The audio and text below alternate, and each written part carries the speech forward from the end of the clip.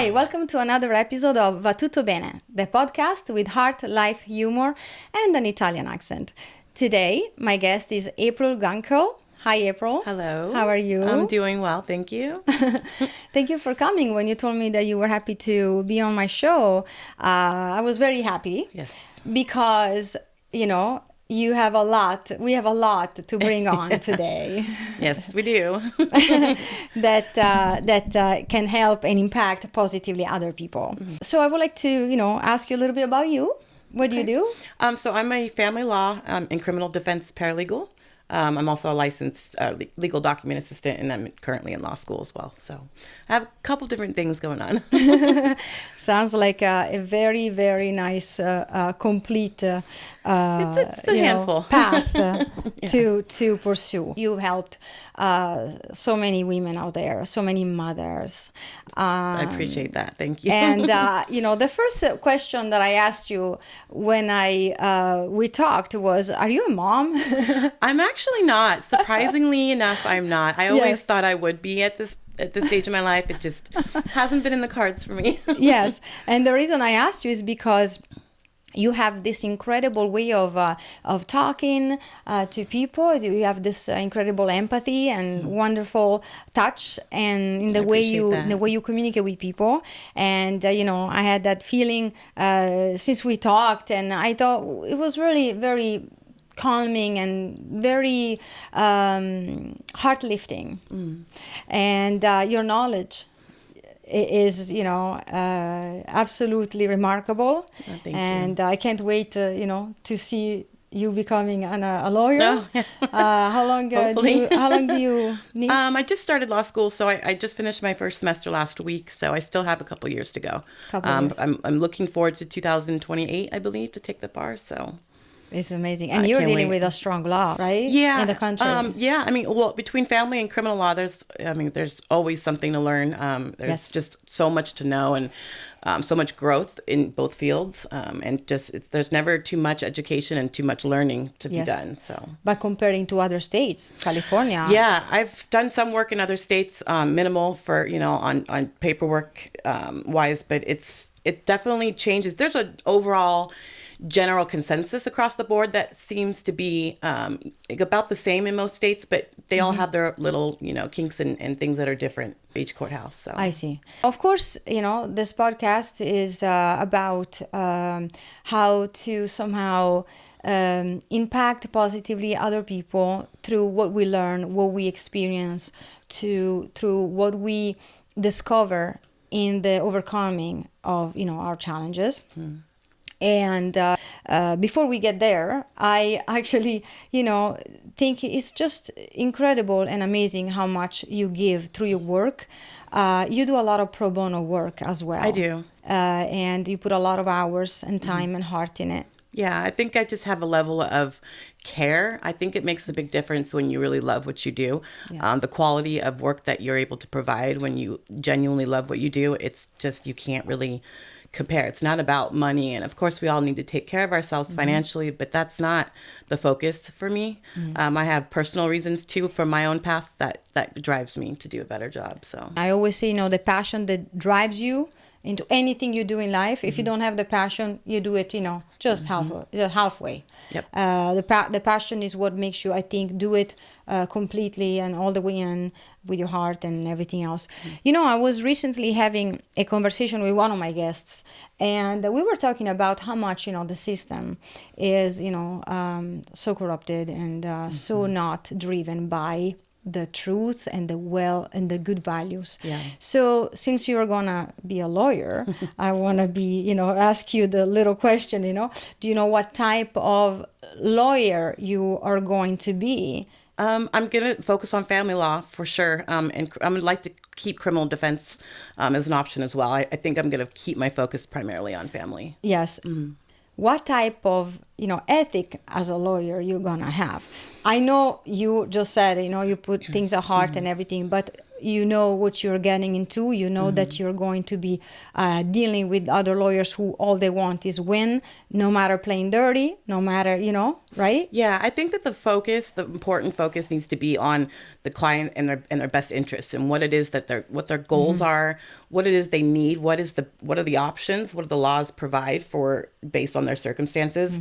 But I think it's really important to stay honest and be upfront about what that client can expect. From my understanding, Yes. I think it's going to get you a lot further, and you're going to be a much more valuable attorney to your clients, to be able to, there not to be any secrets and any kind of misunderstandings, just to be upfront and open as much as you can along the way. So. Right. Do you think that sometimes what is the law is unfair? Absolutely. Right? I don't think that the law takes into consideration a lot of different factors. Of course, it's difficult to expect it to in some ways, because it can't be on a case by case basis. It has to be fair across the board. But I think that there should be a lot more changes that needs to be made. It needs to be more current. I think that some things are a little bit too old fashioned still and aren't up to date with the way the reality is today. Get it more current, and they need to start taking more into consideration things that happen that are not like in the history books. They're things that it seems to be more prevalent, like narcissism and things like that. Yes. And I've seen that be a struggle with a lot of clients that I work with, is that they seem to be have certain ways. A lot of courts seem to have a certain way about how they handle things, and they tend to take themselves out of that situation and try to understand from the client's point of view, or from the petitioner or the respondent's point of view, about what they might be feeling. But I know that there's struggles and different ways of looking at it. I just think that we could be better as a system if we were to update and try to be more current with the way that we run our court system and things like that. So. We hear that California is pro-dad, California is pro-moms, that there is an incredible equality. Do you agree with that? Completely. What do you think about I that? completely agree. I do think it depends on the court and the judge. Those obviously matter, but I don't think that there's... In every state. Yeah, I would never classify California as a pro-dad or a pro-mom state. I think we've come a long way and have definitely become more aware of fathers' rights and been more sensitive to them than we used to be. But I don't think that there would be any way to say that it's pro either at all. I think that it just depends on the facts of your case and your ability to present it correctly, whether it's written, which is what I do, or verbally from an attorney's standpoint. I think that makes a difference. And if you portray the facts correctly and you get all that information to the judge, then you're going to have a better outcome. So I just don't I think it just depends on how the case is handled and properly or not. So I agree. And what do you tell to those people who are, having a hard time because somehow they're dealing with a case that maybe the other party has money to fight, has a stronger lawyer, has knowledge, has family backing up and all of that, and somehow they're having this, mountain in front of them. How do you help to stay faithful, make them feel that somehow things can be okay? Well, I would start that with the saying. There's a saying that goes, it doesn't rain forever. The sun always comes out eventually. And I think that's really important to keep your focus on what it is that your goal is, and don't give up. I think that's really huge. A lot of people just get intimidated and overwhelmed by what they think is ahead of them. And what they don't realize is there's actually a lot more resources and people like myself out there that want to help. And there are ways to achieve that success even without money. I know money is a big game changer for most people, but it doesn't mean it's impossible. The laws are there to protect you, and they're made for a purpose. And I think that if you could self-educate and just do your research and not give up, that you'd be surprised at the outcome. And there's ways to get there, and anybody can overcome that with or without an attorney, especially in family law, which is the good thing about family law is you're not required to have an attorney. Of course, it's helpful, but how do you think those attorneys became attorneys? They educated themselves, right? Granted, they have a license to practice law, of course, but they didn't get there without the education. Well, education is easily and freely accessible. There's tons of websites out there that you can access, and then just reach out. You would be surprised at how many people are in the same position as you and maybe have experienced things that you haven't and have an easy answer, and don't feel like you have to do it all by yourself. I think that it's a beautiful message. absolutely beautiful message. Actually, I did experience that myself years ago. Unfortunately, I had a stalker. It's incredible how not knowing the things, the law, and how much more scary that is than when you actually have the knowledge. Not only I was able, to protect myself, get a restraining order, but I also won the case without an attorney.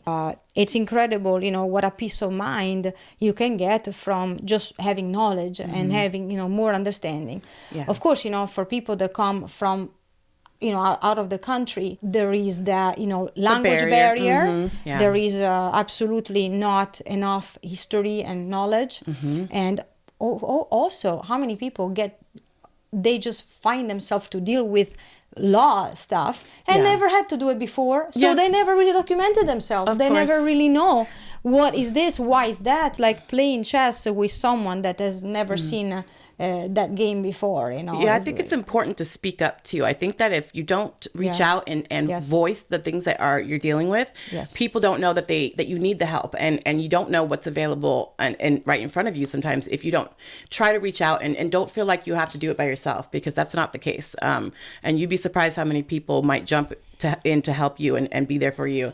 But if we don't know about it, or you don't speak up, it's really difficult, And amen to that. Always reach out, always ask for help, always don't be afraid to give a voice, to what you need and your fears and don't be ashamed either. And don't be ashamed either. So many people are going through very similar, if not identical, situations as you.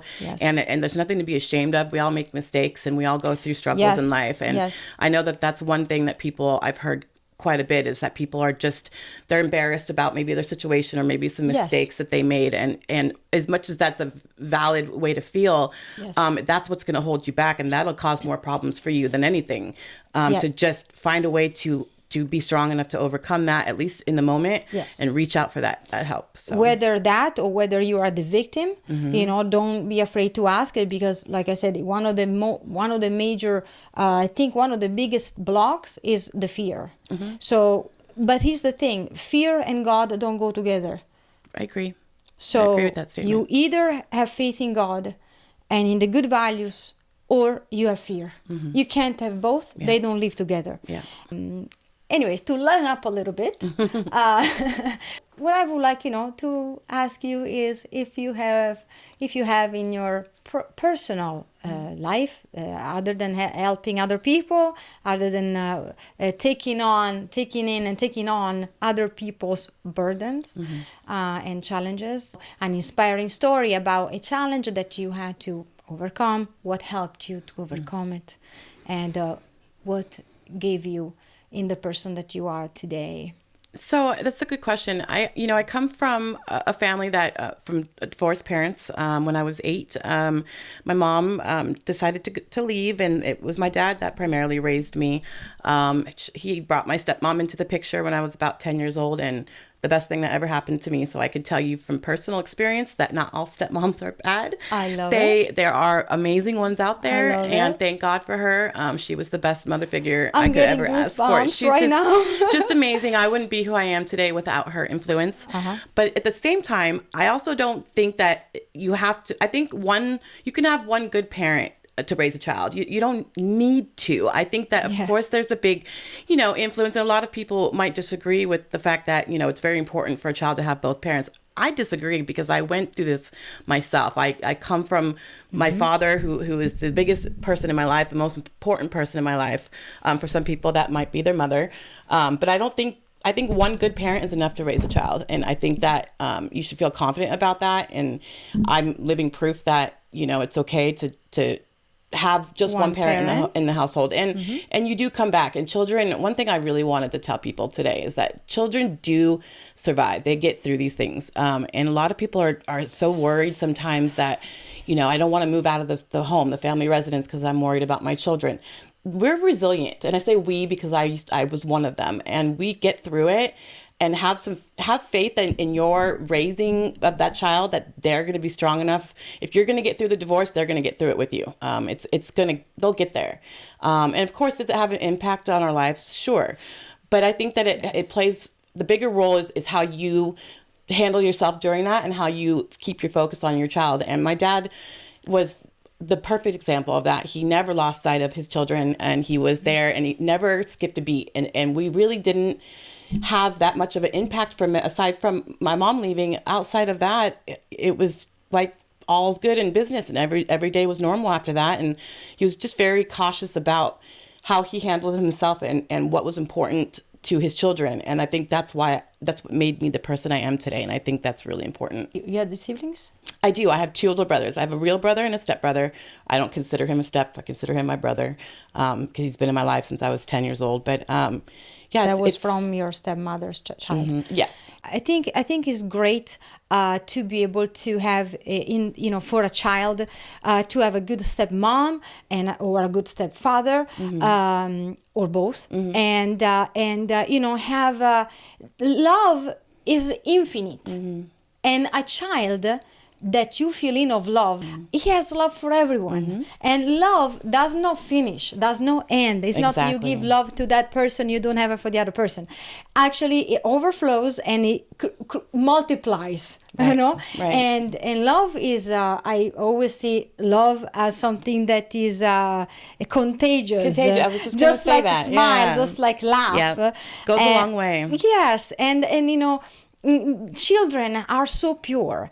They have only love, only positivity, only the ingenuity, and with the good heart, without any bad intention, and they come like that, and you want to keep it like that as long as possible, in my opinion. And set the example. They're looking to you for those kinds of things. This is where they start learning these things from. It is beautiful how you are describing this parenthood experience from your dad's side, that put you guys first, your needs and the values to teach you and everything. What about your mom as a figure in your life? In your case, I decided to leave. I don't have a relationship with her. We just never really. I think that we might be too similar in some ways, to the point where we were never able to have much of a relationship. She had her reasons for leaving, and I just kept my focus on my dad. He's been my idol and been the biggest, most important person in my life, and that's never going to change. And aside from my stepmom as well, who he just seemed to meet the right person and came into my life at the right time. And I just think that his unwavering ability to focus on us and our needs, aside from his own, which I don't always recommend. I think that your needs are just as important, and I think that you need to take care of yourself.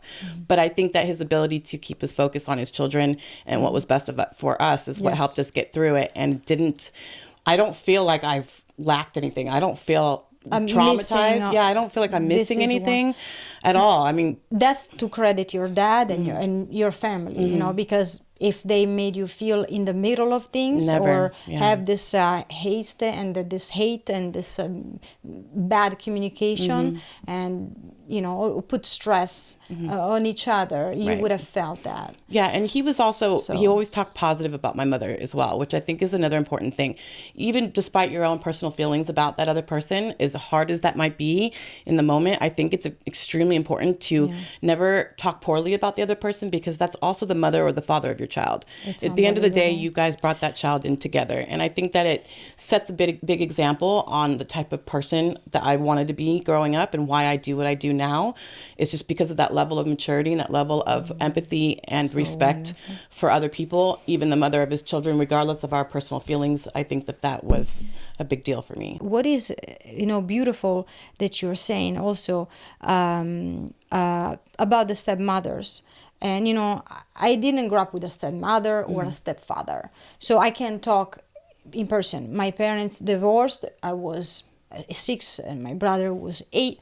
But we did feel the separation for sure, but because we had that and then we didn't have it anymore. But we didn't have step parents. And I always felt I wish my dad or my mom remarried, not to have a step parent, but for seeing them with someone. That's another thing that, I would have liked it. It did not impact me bad or good. Thank goodness my parents were friends with each other, getting each other's Christmas gifts. Even though they had different relationships, they were, at Christmas or birthday, we were together, all together. And it was just wonderful to see that, grow up to see that. We wanted more of that, that's the only thing. But otherwise, we had that, and thankfully, we never grew up in between any conflict that we felt, other than the missing of these two figures together. Because here's the thing: when you have a child, and your parents are those two people, so either they have 10 wives and 10 husbands, doesn't matter. Those two people are your parents. So for you as a child, your two your family's nucleo in Italian is the two figures, right? When these two figures are not somehow either not talking or being bad, just bad with each other, the child starts feeling guilty to love the other person. Absolutely. To talk. It's so important that parents keep that in mind, because right now, you might not think of that, but it's going to be in their subconscious, it's going to be in their way of loving, and it's very terrible. I can't even imagine for a child to feel guilty to be loving or talking or friendly with one of the parents, just because the other parent don't like. It's wonderful when I see friends and colleagues, single parents with very happy children, that they're not feeling and suffering any of that. Yeah, and I think that's what's interesting that you say that, because I actually, I consider myself as having three parents. I had my stepmom, my mother. Yes. Now, granted, I don't have a relationship with my mother now at my older age, but when I was younger, she still did her part and made her efforts to be a part of my life. And it's interesting because the idea of an evil stepmom, I know what that is, but I never experienced that. My stepmom and my real mother get along just fine. During the holidays, my mother would come out for Christmas and would stay at my dad and my stepmom's house. They would host her, and she would be there for us with Christmas. So I think that wonderful. It's always possible, and I think that one thing, if someone asked me, when you think back to when you were 8, when I'll never forget that day when they sat us down to let us know that they were getting a divorce.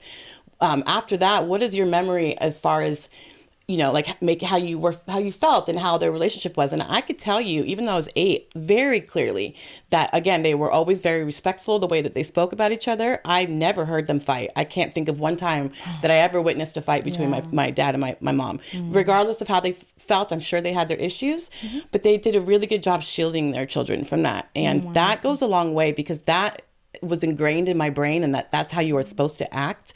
Even when relationships don't work out, that's how you're supposed to treat the other person. And that's something that so you want to worry about what your kids are going to experience. That's something to focus on, is how you react and how you treat the relationship moving forward, and remembering once again that that's still the mother or the father of your child. And that's the kind of stuff that's going to stick with them, just as much as them going through it and having to be put in the middle, which is awful. It's also the flip side is, if you do it right, that leaves a lasting impression in the most positive way. And you've done your job raising your children, absolutely, in the best successful way. Yeah, and they should never feel guilty. I was never made to feel guilty. In fact, my father would always encourage a relationship with my mother, and would always want me to be more active in facilitating that relationship, which for my own reasons, things work differently. But it was a personal choice, and it was never my father who it was the opposite. So I'm very lucky and very thankful for where I came from and the opportunities that were given to me. But I could tell you, we do remember everything. I can very clearly, to this day, I can still picture the room that we were in and everything. So keep that in mind. Like, I have kids memories, remember, I have memories since I was 3 years old. Yeah. So I have zero doubt that we might not be able to express it then, but they live in us. And in fact, when I brought up some things that I remembered, my mom used to tell me, "How do you even remember that? You were 3 years old."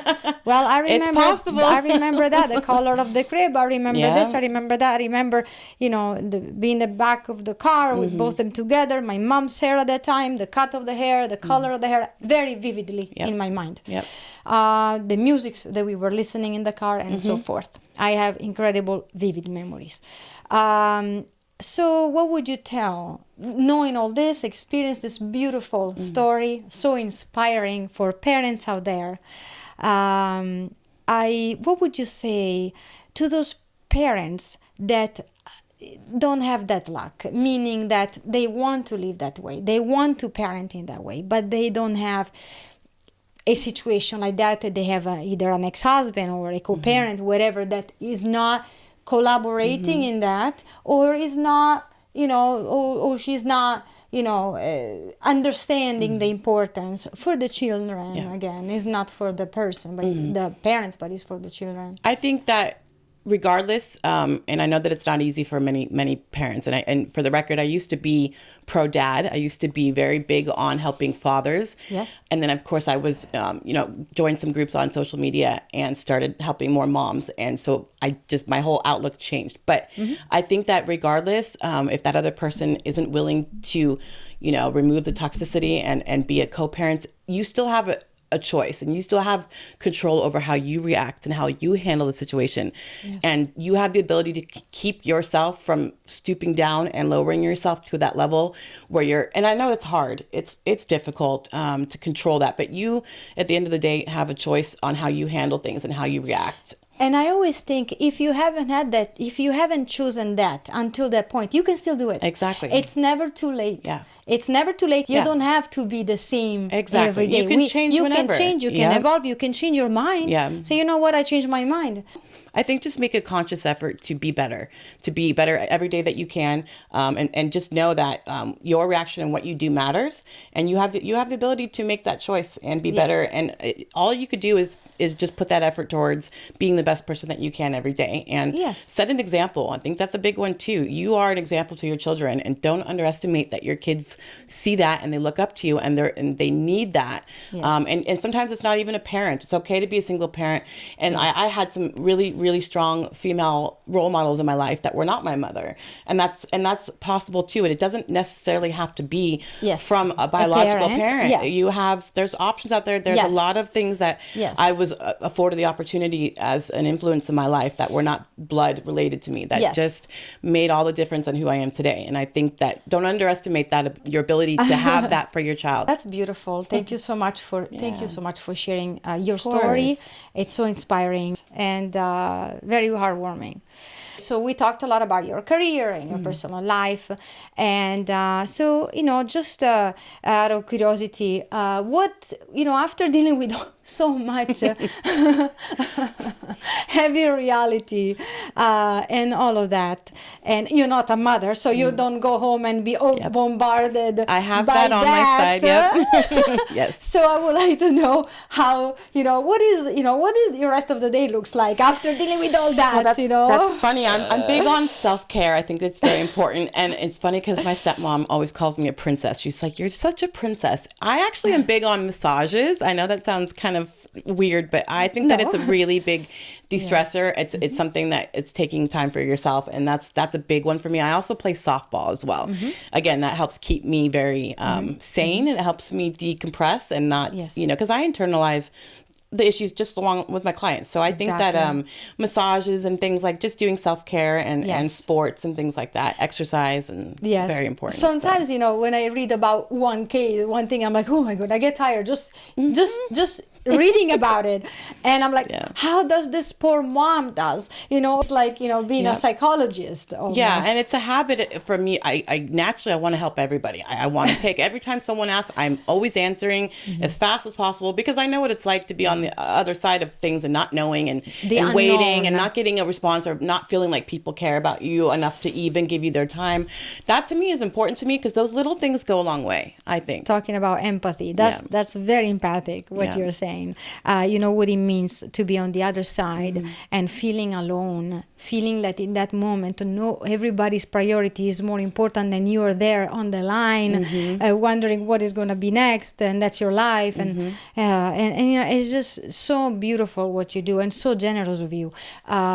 So you belong also to websites and community websites. And I think it's important. How people can find you. Well, so I do have a website. It's under construction at the moment, but it is going to be up and running again shortly. It's the pfservicellc.com. It gives you lots of helpful links and information to help educate yourself too. A lot of questions that you might have, you could probably find the answer there. But it also gives you links to things like the child support calculators, and to judicial counsel forms that you can do for yourself to save you some money. So I have that as well. But I also was going to say, make one comment about empathy. I think it's important for people to know that your case matters and your feelings are valid, and I think that it matters. And I think all it takes is just a little heart. If you just put a little heart and a little extra oomph and care or concern, even just for one person, it's like a domino effect. And I think that, doing a good deed, it just carries on and it makes a difference. So I think empathy is not difficult to have. I think it just takes a little extra second of your time maybe to care, and that you would be very surprised on how much of a difference that makes for someone else. So put yourself in the other person's shoes. Yeah. Yep. And I have I do have a group on Facebook as well that I've recently started, that's starting to really, really provide a lot of good information. I post daily. What is it called? The name of the group is CA, so for California, LDA Paralegal Services. It's all things California family law, essentially, is what I explain it to my clients and friends. Any kind of information that you might have questions about, I'm constantly posting, and I have other group members that are sharing videos and things like that to just kind of spread the word and help. More knowledge, more peace. And it's also important to know it is open to both genders. It's not a mother's only or female. No. It's fathers too, and I have quite a few clients that are male. So just to keep that in mind, that you do get perspectives from both. Yes. Both, and I think that's what's really important, is to be able to hear it from both sides too. So, what is something that you look forward to? Oh, that's a good question. See, I make you focus a lot on you. Since you go too much to others, I'm gonna go like bang, bang, bang. On a personal note or professionally, maybe I guess more specifically which area, because I can several different answers. You can say both. Okay, I mean, it's funny. I again, with everything that I do, I've never been married and not having children of my own. Is it still a goal? Of course, it's still a goal. Mm-hmm. I still always see myself as having kids. Mm-hmm. So that's a goal, is to settle down and be able to experience the things, and maybe take all the things that I've learned from my work with all my clients, maybe help that shape my perspective on things if that opportunity comes my way. The flip side of that, of course, I'm looking forward to becoming an attorney and not having to refer clients out, and being able to keep them and finish the job that I started. And that's what's really driving me the most, is being able to can't wait, huh? Not to have to stop at a certain point along the way and have an attorney take over because I'm have a license. So as soon as that happens, I'm going to be super excited to rock and roll. So busy. I'm excited to get in that courtroom. So wow, you're gonna have your email full. Oh yeah, it's already full. It's already. But I'm excited to be able to be a voice for my clients. I've been a voice on paper for so long, and I see the impact that it has. I can't wait to be able to take that a step further and actually be there for them in the courtroom and their voice to the judge all in person. The way. Yeah.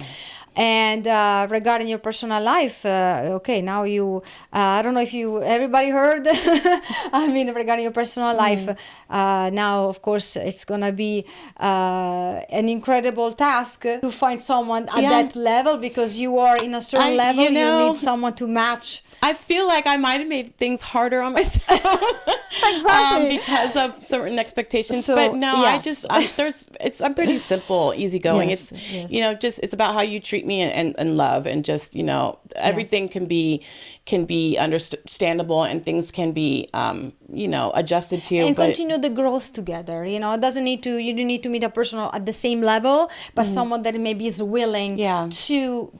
From that point in forward, to grow together. Yeah, certain morals and certain just outlooks in general. Everything else is the nitty gritty, that it just comes and goes, and is not that important. It's more just a matter of that person treating you the way that you deserve, and love and affection and empathy. I love it. So. I know. I ask everyone your favorite quote. Oh, that's an easy one. It's set your life on fire and seek those who fan your flames. I think that's extremely important. You are who you hang out with, and you need to keep people in your life that are going to help you be a better person. So, and I think Will Smith actually said that quote.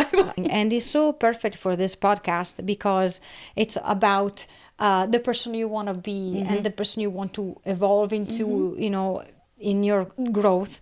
And it's just wonderful, because it is true that who we surround with does make an impact, and the same thing for us. Also, us to be in someone's life, make that impact. Yeah, and it's never too late to be a better person and to make better choices. It's easier said than done, but it's no such thing as too much education, and it's never too late to start. You can always start making better choices every day. So thank you so much for listening to Va Tutto Bene, and I hope you enjoyed this episode. Thank you so much, April. Thank you for this having was me. so great. Absolutely, thank you. Appreciate it.